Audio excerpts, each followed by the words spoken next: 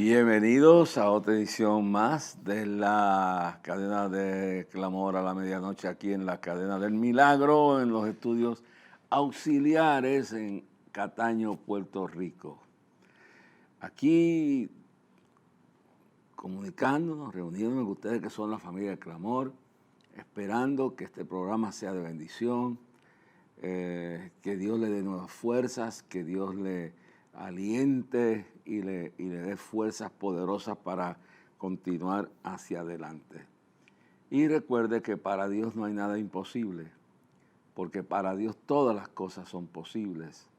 Y Él es el Dios que derrota las obras del maligno, vino a deshacer, Él vino a deshacerlas, el diablo vino a destruir, vino a matar, a robar, a hurtar, todas esas cosas, matar, hurtar, robar, atribular, todo eso.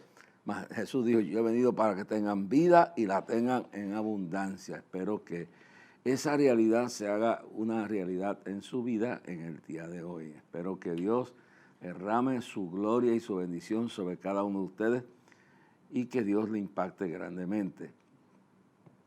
En el programa pasado dije que había algo que terminé hablando de lo que pasó en el domingo, pero sobre el mensaje que estaba predicando y que hablé de varias cosas y también pues fue el último día en Nueva York, estaba junto con Isaac, mi hijo que me acompañó esos días, estuvimos jueves, llegamos jueves, estuvimos viernes, sábado, domingo, y el lunes regresamos.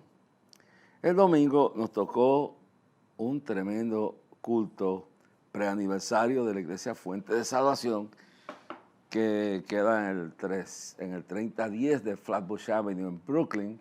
Ahí está el pastor Dani Rodríguez. Y yo estaba hablando... ¿Ah? ¿Ese soy yo? Bueno, ¿sabes lo que pasa? Es que no tengo los espejuelos puestos. Bueno, pues ese soy yo, está bien, ahí estoy yo. Pónmelo de nuevo para asegurarme, yo estoy viendo ahora, sí, ahora me di cuenta que soy yo. Bueno, mira, me tuvieron que corregirme. Hermano, estos son espejuelos de mi esposa y se los enseñé anoche. Se me cayó esta parte de ellos y estoy tratando de hacer lo mejor que puedo. Y aunque después de la operación veo mejor, pero todavía necesito espejuelos para poder ver correctamente. Luego, ahora en diciembre me van a operar este ojo. Así que va a ser también otra operación más en este ojo, que es un ojo vago, pero si no lo opero, la catarata que tengo va a crecer y va a afectar el ojo derecho, que ya está comenzando a ver mucho mejor. Pero la Biblia dice que encomienda a Jehová tu camino, espera en él y él hará. Bueno, pues quería hablarle un poquito de ese culto, porque yo me recuerdo que tenía un mensaje bien preparado, bien hablado, pero siempre, como que a veces Dios, cuando te lleva a predicar a un sitio, Él sabe la necesidad que hay allí, Él sabe las luchas que tienen muchas personas. Bueno, en el mensaje, pues me inspiré hablando de confrontar tu problema, tu fracaso, tu depresión, tu incapacidad, tu imposible, lo que parece imposible, el dilema que tiene, el problema, que sea, el matrimonio, internamente. Y entonces estaba hablando de Salmo 139, que ustedes vieron y escucharon el mensaje aquí los otros días, versículo 23 y 24. Examina, oh Dios, mi corazón, reconoce mi pensamiento y ve si en mí hay camino de perversidad. Sí, dice, examina, oh Dios, mi corazón, prueba mi pensamiento. Examina, oh mi corazón, prueba mi pensamiento y ve si en mí hay camino de perversidad y guíame por el camino eterno. Salmo 139, versos 23 y 24. Entonces hablaba de las experiencias. Y yo quisiera hoy abundar un poco de eso, aparte de ese mensaje, donde estaba hablando de que tenías que pasar por un proceso, que eso es lo que David, que fue el que escribió ese salmo, tuvo un gran fracaso muchos años antes, pero es ahí, en esa etapa ya ya bastante adentrado en años, está revaluando su vida. Entonces uno aprende de que ahí hay unos elementos. El elemento número uno, estar consciente de la situación. del problema, la enfermedad, el fracaso, lo que sea, la depresión. Estar consciente, porque si tú reprimes la realidad, es como la polilla. La polilla se mete, o el comején, que son unos insectos, que se meten en la madera. El peor de ellos es el comején, y la polilla también, pero el comején es más destructivo. Yo me recuerdo en la oficina que nosotros teníamos en Bayamón, pues allí nos dimos cuenta que el comején se estaba comiendo las vigas de parte de la oficina, pero no nos dimos cuenta hasta muchos años después. Y ese es el problema, que si tú no, como dice Pedro en 1 Pedro 5:8, dice, sed sobrios y velad, porque vuestro adversario el diablo anda alrededor cual león rugiente buscando a quien debe responder. Ese culto tuvo mucho significado. Primero, porque culminamos la visita a Nueva York con mi hijo, primera vez que salimos solos, y fuimos, Dani nos llevó al Museo de Historia Nacional, después Historia Natural, y después fuimos a caminar, bueno, en un coche de caballo, un musulmán que nos iba guiando el carro, y le ministramos y le pusimos la mano encima y le hablamos de todo lo que Dios dice que le hable. Entonces, pues eso fue una experiencia, en el museo fue una experiencia. Luego, eso fue viernes. Sábado fuimos al juego de los Yankees, fue otra experiencia, yo quería verlos ganar y perdieron, pero fue algo que me impresionó porque tuvimos que parquear el carro en un sitio que nos tocó caminar varias cuadras y subiendo unas colinas, porque en el Bronx hay muchas colinas así, muchos montecitos, y esto es un lío, mi hermano. Y hacía un sol de 100 y pico de grados, y entonces tuvimos que caminar hasta el estadio, luego hacer una fila de miles y miles de personas. Y entonces yo veía el entusiasmo que había en la multitud de personas, veía lo contentos que estaban, no le importaba el sol. Nosotros precavidamente llevamos como 5 o 6 botellas que las llevaba el pastor Dani Rodríguez, las llevaba en la mano, en un bolso, como esos bolsitos de escolares.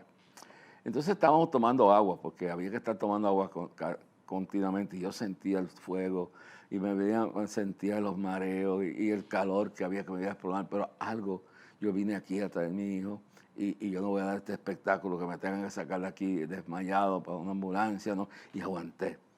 Y dice bien claro, todo dice bien claro, que nosotros tenemos que resistir al diablo, y eso resistir al diablo es resistir la prueba, el cansancio, el desánimo, con el escudo de la fe acabar con los dardos de fuego del maligno, y todo eso lo recordé y ahí. Entonces veía que la gente, la mayoría en conversos, uno que otro cristiano, pero toda esa gente, ancianos, jóvenes, y hora y media o hora y 40 minutos en el sol haciendo fila, y como que aquello no terminaba, porque allí había una entrada de casi 50,000 personas ese día. Bueno, el asunto es que me impactó eso. Primero me forcé y dije, yo quiero darle un testimonio a mi hijo que yo aguanto aquí. Porque para mí el juego no era importante, el juego era que yo quería que él viera un juego de pelota que en el Yankee Stadium, que eso es único, es emocionante, y quería compartir con él, y entonces eso era lo más importante, que él viera que yo estaba ahí por él. Y estaba hablando en el programa pasado que hay que compartir con la familia de uno.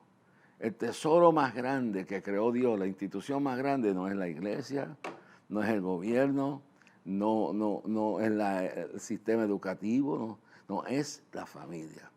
Por eso es que la comunidad LGTBQ, los comunistas, radicales o no radicales, todos los elementos más oscuros, aún los radicales de derecha, radicales como Hitler y Mussolini, bueno, todos, desean destruir la unidad de la familia, porque ellos quieren que el gobierno sea el centro de ellos y que sea el Dios verdadero, como pasaba en el Imperio Romano, que el emperador era el Dios.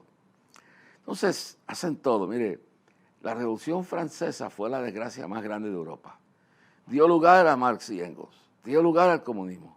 40 años la institución del matrimonio se desapareció, fue una debacle terrible, toda la filosofía más destructiva, toda la injusticia, cómo se mataban, cómo una clase mataba a la otra, cómo formaron un infierno en esos 40 años. Y oficialmente el gobierno de la Revolución Francesa eliminó por 40 años la institución del matrimonio, la familia en sí, como se ve. Entonces, todos estos movimientos, los satanistas, los LGTBQ, estamos hablando de los movimientos. Hay excepciones dentro de ellos que todavía anhelan lo que han perdido y no están 100% con lo que estaban proclamando el grupo a que pertenecen, pero la filosofía en general es esa, porque se destruye el matrimonio entre un hombre y una mujer. Y eso va para destruir la familia. Entonces se mete 2 hombres y 2 mujeres, violando la santidad y la seriedad y la divinidad de lo que es el matrimonio entre un hombre y una mujer, lo que es el fundamento de la familia. Y eso, pues, ha sido el ataque continuo de Satanás. Y eso nace y se fortalece en todos los tiempos, pero especialmente en Europa, en la Revolución Francesa. Y si usted nota bien, el Imperio Romano, su caída, como dice Arnold Toynbee, el estudiador más famoso del siglo XIX, pues dice que su ruina fue por dentro. La lujuria, el hedonismo de que vivamos y comamos, como decían los griegos, que mañana moriremos, el desbarajuste de Sodoma y Gomorra, el incesto, el bestialismo, el lesbianismo, todas las locuras más grandes que puede pensar, las orgías sexuales, y después todas las orgías de la carnalidad, de la violencia en los circos romanos, cómo morían los gladiadores, cómo los animales los mataban, y cómo los animales los soltaban, los tigres, los leones, todas esas fieras para que se comieran a las víctimas, en este caso miles y miles de cristianos. La tortura de la cruz se convirtió en un símbolo de fe y esperanza cuando Cristo la dignificó con su muerte, pero eso era la muerte más terrible que dictaminaba el Imperio Romano. Y cuando Cristo viene, entonces la cruz es donde Él vence al diablo con la muerte en lugar tuyo, como dice Juan 3:16, porque de tal manera amó Dios al mundo que ha dado su Hijo unigénito para que todo aquel que en Él crea no se pierda, mas tenga la vida eterna. Y en esto mostró Dios su amor para conmigo, que aún tú y yo siendo pecadores, Cristo murió por nosotros. Pablo en Gálatas dice, esté lejos de mí gloriarme, sino en la cruz de nuestro Señor Jesucristo, porque en el mundo me ha crucificado y yo al mismo. Así que, y uno al mundo.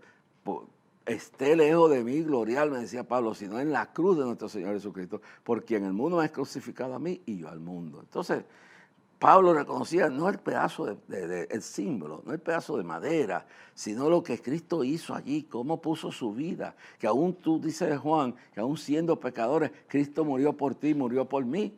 Por eso vale la pena seguir y seguir hasta el fin. Cuando Jesús dice, el que perseverará hasta el fin será salvo, no quiere decir que será salvo si persevera hasta el fin, no. El que retuviera, el que mantuviera la salvación hasta la muerte y la retuviera, ese habrá vencido y mantendrá su salvación. Pero en el transcurso Jesús dijo, el que quiere seguir en pos de mí, niéguese a sí mismo, tome su cruz y sígame. Estas palabras que en el camino, en el mundo, Jesús dijo, en el mundo tendréis aflicción, mas confiad, yo he vencido al mundo. En el mundo tendréis aflicción, mas yo he vencido al mundo. Nos dijo, mira, este es el Evangelio, esta es la vida cristiana. El que persevera hasta el fin retendrá su salvación, es lo que quiere decir. En el mundo vamos a tener persecución, en el mundo vamos a ser despreciados, en el mundo vamos a tener imperfecciones y fracasos y victorias, pero de todo van a haber momentos difíciles. Mas confiad, dijo Jesús, yo he vencido al mundo. Y Pablo en Romanos 8 dice, todas las cosas ayudan a bien a los que aman a Dios, Romanos 8:28. También dice, el que en vosotros está es mayor que el que está en el mundo. También dice, antes en todas estas cosas somos más que vencedores por medio de aquel que nos amó, hablando de la muerte, hablando del sufrimiento, hablando de los demonios, hablando de todas las pruebas, las enfermedades, las persecuciones, las tragedias, todo lo que somos más, Romanos 8:37. Antes en todas estas cosas, en todas las pruebas, aún si cayeres 7 veces, Dios te levantará, aún con la enfermedad, y aún cuando no se realizara el milagro como tú lo quieres, si todas estas cosas somos más que vencedores. Porque si Dios no me libera del problema, me hace más fuerte que mi enfermedad, me hace más perseverante que mi perseguidor. Y venzo estando en una situación donde estoy sufriendo, donde estoy pasando pruebas, pero su Espíritu Santo me está fortaleciendo, me está dando la fuerza para seguir adelante, y por eso dice que antes en todas estas cosas somos más que vencedores por medio de aquel que nos amó. Nos hace, si no te resuelve el problema, te hace más fuerte que el problema, y te hace más efectivo que el problema, y vences tu problema. Así que, de alguna forma, de alguna manera, ponga tus ojos en Jesús en este momento. Dios te está hablando profundamente. Y recuerdo que estaba hablando de esto y vi la gente en la fila, pues, charlando, tomando su agua fría. Supe que en el estadio las botellas de agua estaban a 7.50 y nosotros las tenemos aquí congeladas. El asunto es que yo vi miles de personas dispuestos a sufrir, a aguantar el sol, a aguantar toda esa cosa allá afuera del estadio, por entrar a ver un grupo de su equipo jugar, y aún sin gafas a perder. Y aún cuando perdimos el juego ese día, el otro día fue una pela contra Boston, pero en ese día cuando perdimos, había gente que eran fanáticos ya que no, está bien, mañana otro día. No se deprimieron, no dejaron que, no, nos tratamos con el equipo. Ese es cuando Dios está contigo en las buenas y en las malas. Y tú tienes que aprender a servirle a Dios cuando haya abundancia y cuando haya escasez. Tú tienes que aprender a servir a Dios en medio de la tormenta, en medio de la sequía, en medio del huracán, en medio del temblor. En el mundo tendréis aflicción, mas confiad, yo he vencido al mundo. Bueno, entonces veo todo eso y veo las horas y 40 minutos, hora y media, la gente luchando por estar ahí. Finalmente entramos al estadio. Y luego me puse a pensar, dije, ¿cuántos de nosotros buscamos cualquier excusa por no ir al culto? Los cultos, cuando yo estaba recién convertido, en mi iglesia, en Los Ángeles de Bayamón, Beula, yo me recuerdo que la gente iba al culto de oración.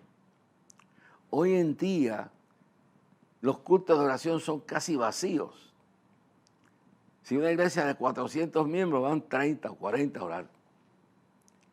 Yo me recuerdo que en los ayunos, yo daba unos ayunos, di uno, y me voy a recordar de de 3 lugares. Era un ayuno nacional, era un ayuno para orar por Puerto Rico. Y empezaba a las 6 de la mañana y terminaba a las 2 de la tarde, a las 1 de la tarde, para que la gente entonces pudiera, o sea, porque estábamos de las 6 de la mañana. Y yo le puedo decir que en la iglesia de Torre Ortega, en la 167, en el ayuno que se dio allí se metieron cerca de 7,000 personas. El Día de las Piedras, un pastor que ya murió, hizo este templo y un día pues yo lo pedí para hacer un ayuno. Y ese ayuno era el pastor Rubén Marín, ya él se fue. Y sus hermanos todos son pastores. Lija de la Pega, un barrio dentro del pueblo de Las Piedras, ahí, y allí está esa iglesia. Esa iglesia caben 15,000 personas, pero antes de eso era más pequeña. Y cuando cabían 7,000, 8,000 personas, yo di un ayuno donde fueron 7,000 o más personas en ayuno. Ahí orando, clamando a Dios. Sí, esto es una guerra espiritual, hermano. Ahora mismo, mientras yo estoy hablando, yo estoy luchando espiritualmente. Hay dardos de fuego del maligno que me están atacando, pensamientos que vienen, cansancio que se crea para uno desanimarse, esas palabras. Y en toda esta lucha viene. Y dice bien claro, el que perseverará hasta el fin, este retendrá. Dice, será salvo, retendrá su salvación. Porque si no perseveras, se pierde todo lo que has hecho. Pero en el ayuno estábamos orando para que Dios rompiera barreras, porque dice que hay cosas, hay obstáculos, hay situaciones que hay que meter un poco más de fuerza. Yo me recuerdo que yo vivía en un edificio 348 de la calle 15, entre Primera y Segunda Avenida, vivimos en el cuarto piso. Y estamos hablando de la década del 50, la década del 60, pues 50. Y el edificio tenía 5 pisos. Nosotros, mi mamá y yo vivíamos en el cuarto piso. El edificio lo que tenía era una caldera donde tenía agua llena, una caldera grande de este cuarto, así, más o menos. Entonces, esa caldera se llenaba de agua y la parte de abajo era como un horno. Era un horno donde echaban el carbón. Entonces, ese fuego ponía caliente el agua, pero había que meterle carbón y meterle carbón. Entonces, el carbón cogía fuego, prendía, y el agua que estaba arriba del cilindro ese, de la caldera esa, entonces se calentaba. ¿Cómo era? Por una tubería, el vapor caliente, mira cómo se tenía la calefacción en invierno. Y aún en verano, pues servía el agua caliente, pero en invierno era más difícil porque si estaba a 10 grados Fahrenheit o estaba a 5 grados bajo cero, pues entonces el frío era más terrible. Pero la caldera estaba así, abajo se iba el carbón y entonces se prendía el carbón, fue echarle más carbón, más fuego. Entonces hervía el agua y el vapor del agua subía por tubos que llegaban a todos los apartamentos. Y en los cuartos, y en la sala, en la cocina, en el baño lo que había era un tubo. Pero esos tubos estaban en el resto de los apartamentos, estaban conectados a unas cosas que llamaban radiadores, como los del carro, pero eran hechos de aluminio, creo que de una metal, no sé si era aluminio, no, era un metal especial que aguantaba el calor y tenía unas válvulas. Y mientras más tú la abrías el válvula, más salía el vapor. Entonces el vapor corría por el calentador, por el radiador, y corría y se calentaba más y más. Y entonces salía el vapor y eso daba calor. ¿Qué pasa? Que en el invierno, me recuerdo un invierno bien frío, la temperatura bajó. Y bajó un extremo tremendo, que eso bajó y bajó y bajó, fue tremendo. Y entonces ya era por la noche y lo que estaba saliendo era un poquito de calor. Pero mire, como digo, eran radiadores hechos de un metal, no me recuerdo qué metal, pero era un metal especial, tenía su válvula. Los tubos de la calefacción de las calderas llegaban a conectarse y ellos se conectaban a los radiadores que estaban en el cuarto principal, en el otro cuarto, en la sala. El único sitio que había un tubo era en el cuarto de baño, donde uno se bañaba y etc. Y de eso pues radiaba el calor por las afuera. Okay. Y un invierno, eso bajó bajo Fahrenheit, bajo cero. Que tú podías coger un vaso de agua y lo tirabas y cuando llegaba abajo, a los 4 pisos abajo, y ya eran 5 con el basement, llegaba hecho hielo. Se congelaba en el aire, el frío, lo congelaba así en el aire y caía hielo. Imagínate el frío y con todo, la caldera prendida, los radiadores botando el vapor, pero con todo el frío era indignante, era atropellador, era torturaba a uno sufría eso. ¿Y cómo la gente protestaba? La gente cogía una tabla, cogía un martillo, un tubo, empezaban a darle a los radiadores y a los tubos y ta. Entonces, después de horas, seguía la conexión. No calentaba los radiadores, el calentamiento del apartamento estaba bajo cero y estábamos todos sufriendo. Y de momento, eso habla de los problemas. Tú tienes un problema grande, tienes un problema en tu hogar, tienes un problema contigo mismo, tienes una enfermedad, tienes un dardo de fuego que te ha caído y te ha turbado. O sea, I don't know, yo no sé por lo que tú estás pasando. Pero en el mundo tendréis aflicción. Mas confía, yo he vencido al mundo, dijo Jesús. Es decir, y todo el que quisiera vivir piamente padecerá persecución. Esto es una lucha espiritual, hermano. Esto es una lucha espiritual. En el libro de Romanos 8:28 dice que el que está en nosotros, dice, todas las cosas ayudan a bien a los que aman a Dios. Y antes de eso dice, el que está en vosotros es mayor que el que está en el mundo. Ese es Dios, el Espíritu Santo. Entonces viene ese problema y esa lucha, y entonces bajamos, un grupo bajamos al sótano. ¿Qué pasa? Que el dueño del edificio era un miserable, tacaño, y no pagaba un empleado, cogía un alcohólico, se llamaba Frank, que debe estar muerto ya, y le daba albergue allá en el sótano, y tenía donde vivir, ahí tirado como un animal, y le tenía que dar mantenimiento, botar la basura, preparar los zafacones, echarle carbón a la caldera. Pero Franco era alcohólico, y Franco se había dado una borrachera del diablo, y estaba todo tirado así. Y esa es la esclavitud que el diablo hace con el licor y otras cosas más, y las drogas. Entonces, cuando llegamos allá, nosotros encajamos las palas y empezamos a echarle.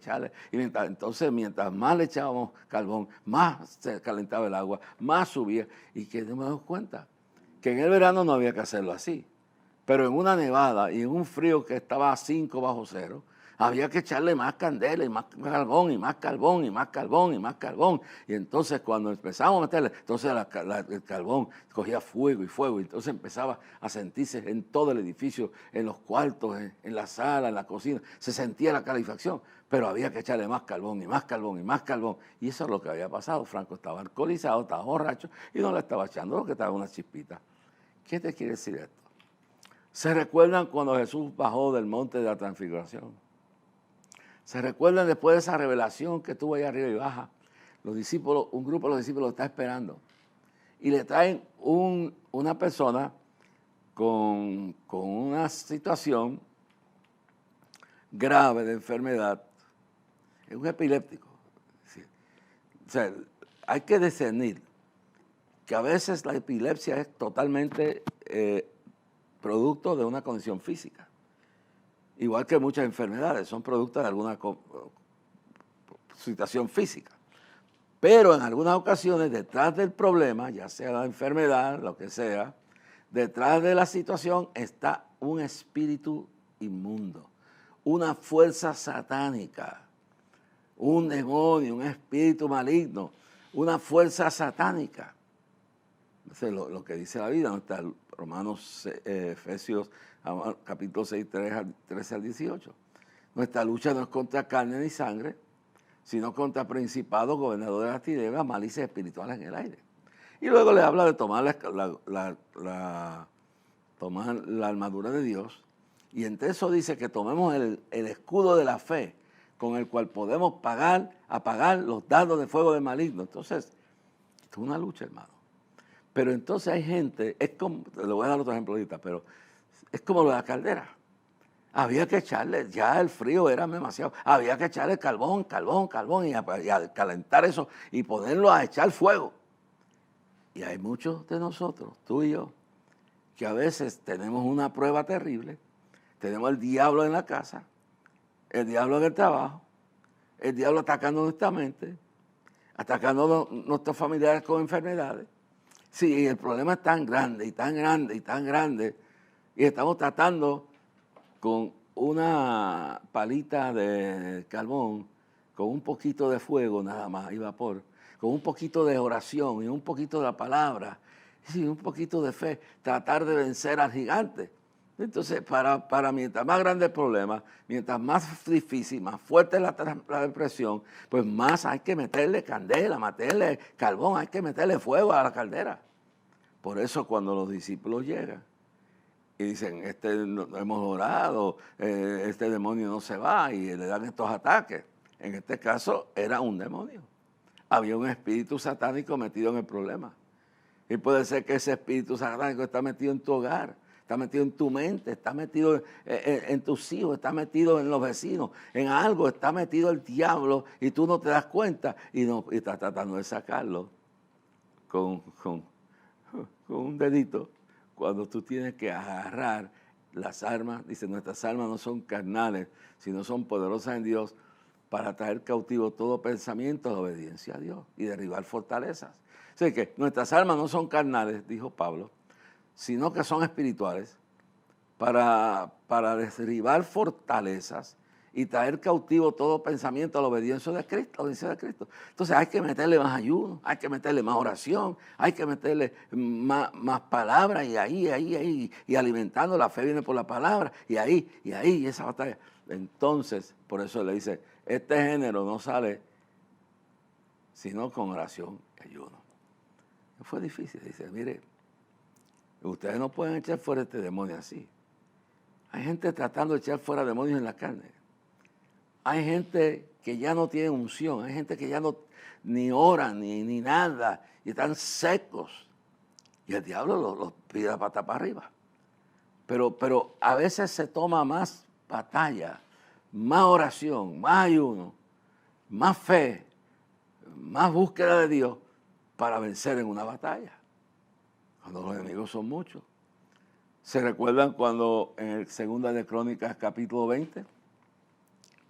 Segunda de Crónicas capítulo 20 dice que en aquel momento que Josafat, verso 1, estaba sentado en el trono, llegaron unos mensajeros y le trajeron noticias que los amonitas, los amorreos, los moabitas, los filisteos, algunos dicen que había 250,000 de tropas de todos los paganos de la tierra prometida, a las cuales Dios le había dicho que tenían que luchar para conquistar esa tierra, estaban ahí y se habían movido de todas las naciones para destruir a Israel. Y estaban rodeando a Israel en Engadi, allá abajo en el desierto, rodeando, porque todo Jerusalén está entre las colinas, hay muchas colinas, muchas montañas, es una cordillera de montañas, de colinas. Y abajo está el desierto de Judea y de Samaria. Y rodearon aquel lugar. Y entonces le llevan la noticia al rey Josafat. Y dice que sintió temor, sintió miedo. Fíjese que se turbó. Y es lógico que ante la inminente desastre, ante el problema, ante la circunstancia, nos hiere, nos confunde y nos hace temer. Dice que tuvo miedo. No temor en el sentido de respeto, tuvo miedo. Y luego más adelante dice, sabiendo que en nosotros no hay tal fuerza contra tan grande multitud, ni sabemos qué hacer. Así que recurre a Dios y le dice, mira Dios, yo no sé qué hacer, soy el rey, no sé qué hacer, vienen para destruir a Israel. Yo puedo decirle que yo sé cómo va a terminar jamás. En esto que el octubre 7 del año 2022 hicieron todo este desastre y creían que, sí, ese momento, creían que se iban a salir con la suya. Y entonces vemos que todo esto es un proceso de enemigo desanimar. Y yo sé cómo va a terminar. Hay millones orando. Jamás va a ser vencida, derrotada.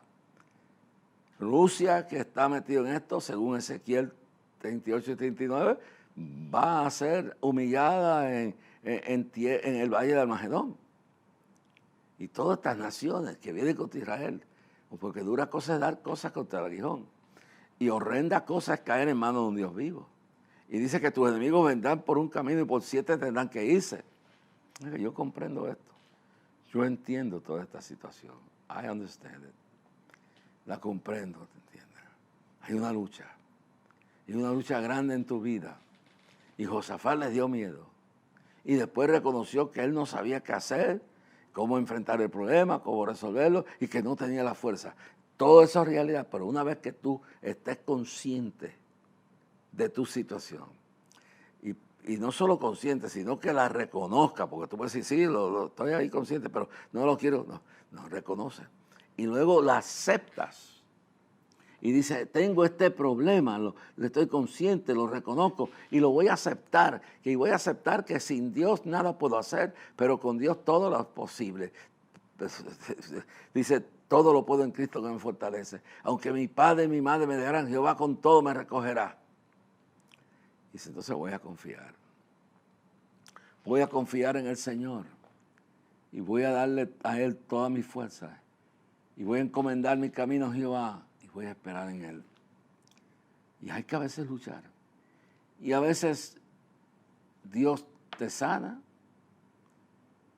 a veces no te sana, a veces el problema sigue. Pero mira las cosas grandes. Una cosa es que si no te sana, te dará las fuerzas para continuar hasta el día, porque al cielo no entra la enfermedad, y al cielo no va a entrar la silla de ruedas, ni muletas, ni cáncer, ni nada de eso, ni amuletos, nada de eso. Entonces, la cosa es que te va a hacer más fuerte. Y como dice Santiago 4:7, resistid al diablo y de vosotros él huirá. Y cuando se dé cuenta que tú no le tienes miedo, que tú estás dispuesto a servirle a Dios con o sin la contestación como tú la quieres, que tú estás dispuesto a confrontar lo que sea, vas a seguir confiando en Dios, Él se va a ir, se va a cansar. Así que en este día te reto a eso. ¿Y de qué está hablando en el culto? Bueno, al final oramos por el pastor Dani Rodríguez y su familia, ahí está la foto. Ellos cumplieron aniversario de boda el miércoles antes de yo llegar. Y al final del culto Dani me pidió que orara por ellos, por él y su esposa, y mi hijo Isaac por primera vez ministra conmigo. Míralo ahí. Ese zapato blanco que tú ves, y el cabán ese bien raro, ese soy yo. Ahí al otro lado está la esposa de Dani y está él. Y por allá tú ves, por el ladito de acá, donde están esos zapatos blancos, ese es Jorge Isaac, orando junto a mí. La primera vez que lo hace, para mí fue una experiencia increíble, hermano. Oh, thank you, Jesus. Entonces, después descubro que una joven que estaba, yo estoy orando, estoy hablando de Johnny Erickson, y estoy hablando de cómo esa mujer, a los 18 años siendo campeona de esquiar, se metió a un lago, se cayó, se tiró y el cerebro se le desbarató la cabeza y luego quedó parapléjica para el resto de su vida. Estoy hablando aquí ligero. Y estoy hablándole al pueblo diciendo, ¿qué te pasa a ti? ¿Estás en esa silla de ruedas? ¿Estás en esa muleta? ¿Tienes ese problema? ¿Tienes esto? Johnny Erickson tiene, me imagino yo, que debe tener más de 60 años, pero hace tiempo atrás cumplió sus 50 años de estar en esa silla de ruedas. 2 años se rebeló. 2 años se volvió en contra de Dios. ¿Por qué me pasa esto? ¿Por qué tengo que pasar por esto? Y quedó en la silla. A los 2 años se convirtió. Reconoció que Dios estaba con ella. Le dijo, Dios, haz conmigo lo que tú quieras. Yo te voy a servir. Lleva más de 50 años, porque ya cumplió hace un tiempo, sirviendo a Dios en esa silla de ruedas parapléjica. La tienen que bañar, la tienen que vestir, la tienen que darle la comida. Pero en la silla de ruedas ya se mete y brega la computadora con los deditos, con la mirada. Yo no sé cómo está la tecnología, pero es algo tremendo. Y cuando yo la oigo ahí hablar, decir, esta vieja silla me ha acompañado por 50 años, que sirva al Señor. Entonces hay una joven allí, en la iglesia de Dani, que se está al borde de cometer suicidio porque ya no aguanta más. De eso yo quiero hablar en el próximo programa, el desgaste y las artimañas y las armas del diablo. Quiero que entendamos que esto es guerra espiritual. Entonces, dice ella que he aprendido a que esta silla sea una bendición. Entonces yo me recuerdo cuando la vimos estábamos en Nashville, Tennessee, un homenaje en el Opera House. Ese auditorio hace 5,000 personas y estábamos ahí. Y yo la abracé con lágrimas. ¿Cómo es posible que tú y yo no podamos entender que estamos en una guerra? El diablo te tiene desanimado y entonces esta joven está pensando en suicidarse. Otros se rebelan contra Dios y dicen que Dios es el culpable, que me voy al mundo, como lo dijo Jeremías. Jeremías el profeta dijo, no hablaré más en tu nombre, quiere decir que deja el ministerio, ni me acordaré más de ti, quiere decir que se va a ir de la presencia de Dios, se va a descarrilar. Entonces, maldice el día que al hombre que dio buenas nuevas a su padre. Eso es el capítulo, en el capítulo 20 de Jeremías, habla de esto. Y hay algo que sería importante para muchas personas entenderlo en el libro de Jeremías. Yo toda mi vida he hablado de esto porque a mí me ha edificado mi vida todas estas enseñanzas de la palabra. Entonces veamos aquí, en el capítulo 20, usted puede leer y Y ahí hay algo que lo voy a dejar para ampliarlo más en el próximo programa, pero quiero tocar algo. A veces la Biblia no está en un orden cronológico, a veces lo que va primero está después o está antes. Y así pasó en el capítulo 20 de Jeremías. El verso 12 al verso 18 debiera estar al principio del capítulo. Pero, aunque no está en un orden cronológico, es la palabra inspirada de Dios. Y cuando este hombre deprimido, que se llama el desgaste, ya está desgastado, y yo puedo tocar este tema un poquito más en el próximo programa, porque es tanto lo que hay ahí. Cómo el enemigo va, y esto lo voy a tocar en el próximo programa, en este asunto de la lucha espiritual, de cómo el diablo, conociendo las artimañas del diablo. Esto es importante. Entonces aquí mismo, pues hay una palabra que usé que dice aquí, déjame ver, cuando lees el versículo 7 del capítulo 20, dice, me sedujiste, oh Jehová, y fui seducido, más fuerte fuiste que yo, y me venciste. Cada día he sido escarnecido, cada cual se burla de mí. Verso 8 del capítulo 20 de Jeremías. Porque cuantas veces hablo, doy voces, grito violencia y destrucción, porque la palabra de Jehová me ha sido dada para afrenta y escarnio cada día. Quiere decir que dice, mira, este es el ministerio que yo tengo, que lo que digo es esto y a la gente no le cae bien y me odian. Y entonces, en el verso 9, él entra en el estado de depresión y desgaste total. Dice, y dije, no me acordaré más de él. Mire bien claro. Y ni hablaré más en su nombre. En todas palabras, Jeremías llega a una conclusión que se va a apartar de Dios, que ya está harto de sufrir tanto por la causa, de aguantar tanto, de esperar tanto, y dice, no, verso 9, no me acordaré más de él.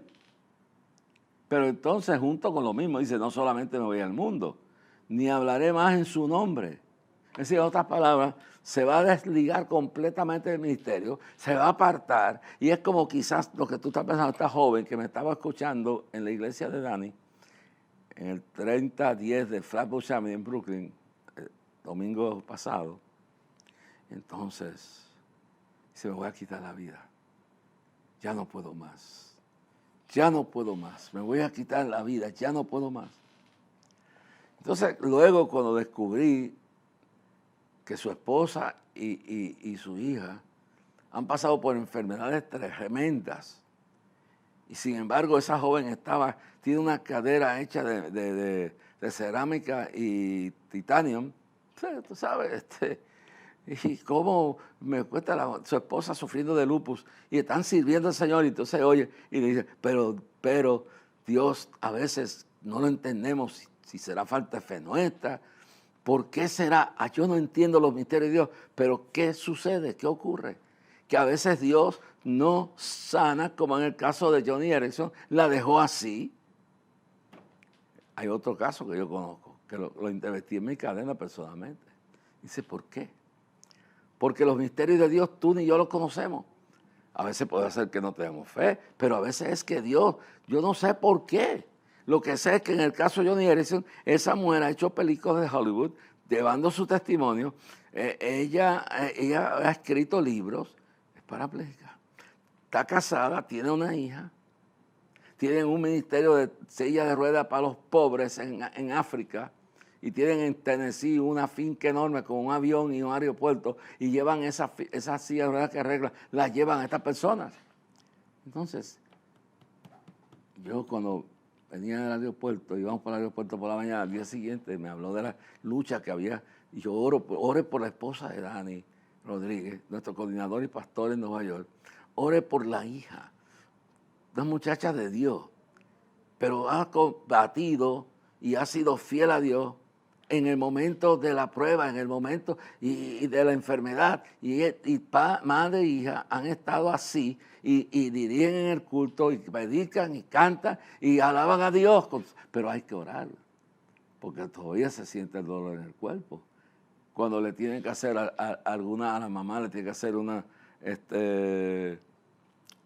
un diálisis de sangre, cuando el lupus se le revuelca. Sí, pero yo veo esas dos personas y veo a este hombre de Dios dirigiendo una iglesia, cooperaron con nosotros, nos trató como unos reyes, como príncipes, a Isaac y cómo él dirige la iglesia y cómo brega. Y yo veo que tienen pruebas, tiene una mujer de Dios, pero que lleva años sufriendo de lupus. Y la hija, que han tenido que crear una cadera de cerámica, de titanio, de cosas increíbles, y que tuvo un tiempo en silla de ruedas, después muleta, y todavía toda la vida tendrá que enfrentar esas caderas, y sigue cantando y sigue alabando. Y tú y yo, por un problemita, estamos al punto de entregarnos al diablo, estamos al punto de rendirnos, estamos al punto de decir, ya no puedo más.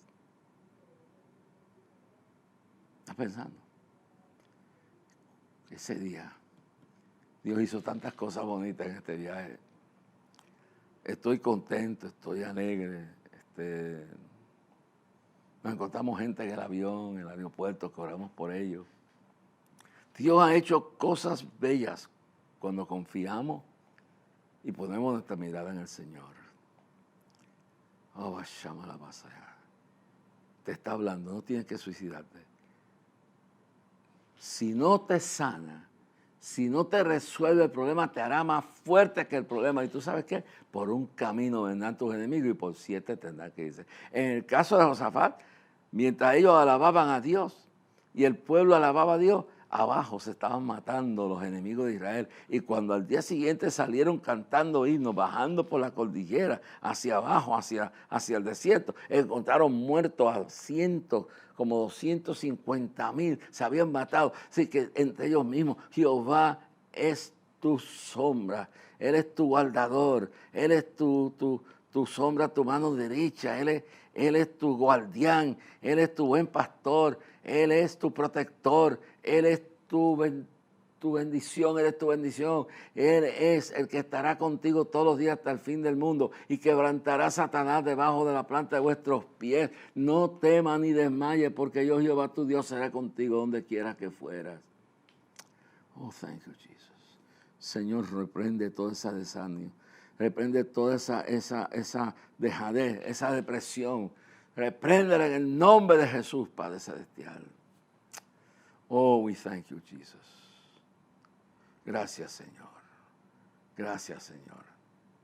Vamos a escuchar a Isaac un momentito y luego vengo a despedirme de ustedes. Y me tienen compasión. Últimamente se me ha afectado un poco la garganta, pero seguimos. Yo espero que esto se aclare. Vamos a escuchar a Isaac un momento y luego regresamos para atrás.